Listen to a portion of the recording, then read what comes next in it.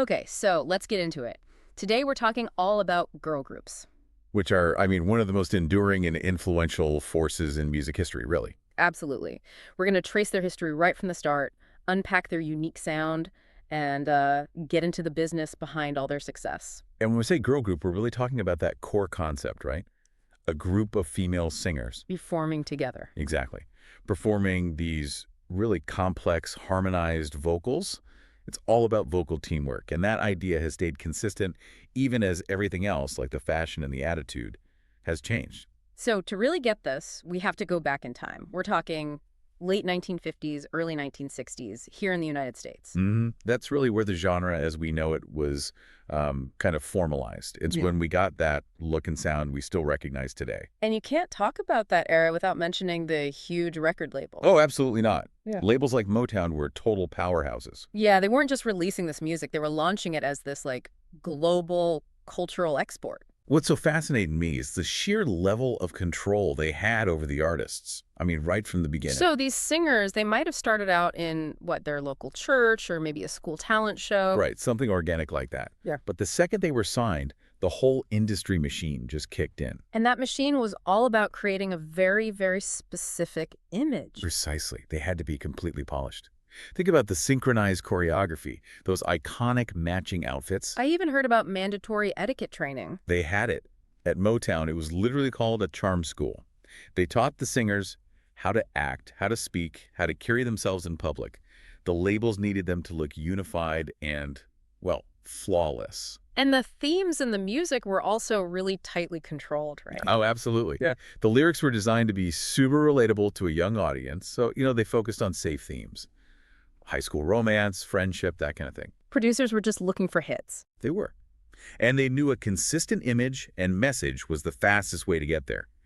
These women had almost zero control over what they sang or how they looked. And you have to acknowledge how tough that must have been. They were touring across the country during a really difficult time socially. They faced huge challenges, especially with racial tension. Just traveling to perform was difficult. Their resilience, though, it really set the stage for every girl group that came after them. Okay, so let's talk about the sound, the specific sound of the 60s. Right. It was defined by these really strong, memorable melodies and these thick, layered vocal arrangements. The instruments created this signature upbeat rhythm. You always had piano, a driving drum beat, and almost always a tambourine. That tambourine is key. And you can't talk about this era without mentioning the wall of sound. That's what made these songs sound so huge on the radio. The wall of sound was revolutionary. It was all about filling every single bit of space on the track. So picture this. You'd have tons of instruments, multiple pianos, multiple guitars, all playing the exact same notes at the same time in one big room. Wow. It created this incredibly dense, powerful, almost symphonic sound. A fortress of sound, basically. And it's interesting how radio really shaped the art. The songs were always about 3 minutes long. Yep. Standardized for radio play.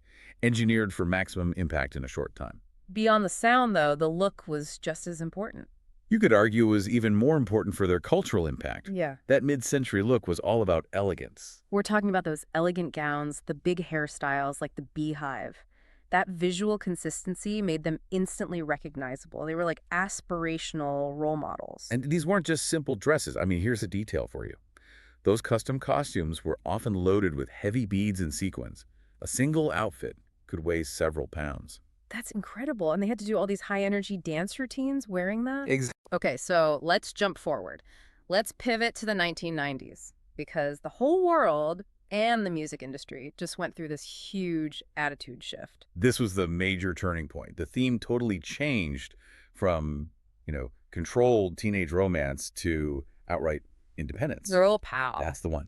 The lyrics were all about self-respect, financial independence, rejecting those older ideas of conformity. And you saw it completely in their style. The matching gowns were gone. Gone. Replaced by streetwear, crop tops, sporty clothes. The whole look was about confidence and individuality. And from a business standpoint, this era was a gold rush. Oh, huge. Massive sales of albums and critically merchandise. They really perfected selling a whole lifestyle, not just the music. Which they did with a really smart marketing tactic, the Yes. individual personas. Instead of one unified look, each member had her own personality. Yeah. You had the edgy one, the sturdy one, the fashionable one. Yeah. So fans could pick a favorite to identify with. And that individual branding just fueled their economic power. These groups started touring globally, selling out huge arenas. They proved that girl groups could be just as profitable, if not more profitable, than the big boy bands. So, no matter the decade, the one skill that defines this entire genre is harmony. It's the absolute foundation. Yeah.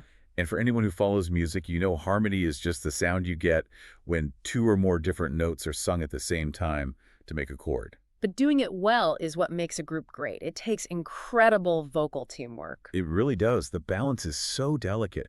If one person sings just a little too loud, it can ruin the whole blend. They have to constantly listen to each other. So you'll have a lead singer with the main melody. And the others are providing all those harmony lines underneath, mixing high soprano parts with lower alto parts to create that really rich, full sound. And getting that sound all starts with the auditions. Which are famously competitive. Thousands of singers lining up for hours. And the judges aren't just looking for a good solo voice. No, they want the whole package. A great voice, sure, but also the ability to dance well and, most importantly, chemistry with the other members. They're trying to balance all the different vocal ranges to make sure the harmony works. And once a group is formed, the training is just intense. I've read that members often have to live together for months. Sometimes up to a year, yeah. It's to build that bond and perfect every single routine before they're ever allowed to release a record. You see that intensity most in the choreography. Oh, dancing is vital. It's not an afterthought. They spend hundreds of hours in the studio just to get total synchronization. The goal is to make them look like one single unit. And that requires a crazy amount of physical fitness. Massive cardiovascular fitness. I mean, there are stories of singers having to practice breath control by singing their songs while running on a treadmill. That is next level training. It is. And a live show is even more complex. You've got multiple quick outfit changes, intricate stage formations where they're swapping positions. It's like a precision machine running to music. So let's go behind the music.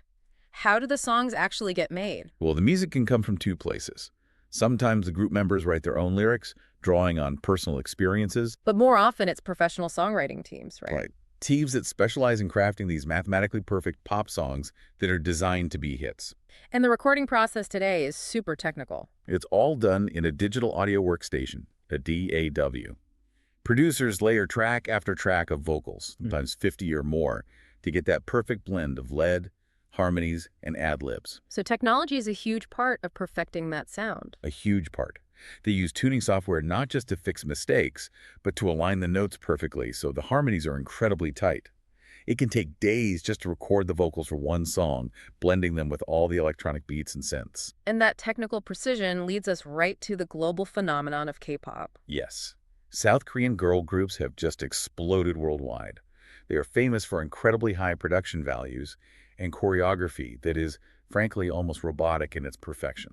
The training system to get to that level is legendary. It's a trainee system. Aspiring performers train for years, often starting as teenagers, working 12-hour days on dancing, singing, languages, everything, before they even get to debut. And their success is just off the charts. They're constantly breaking global streaming records. They are.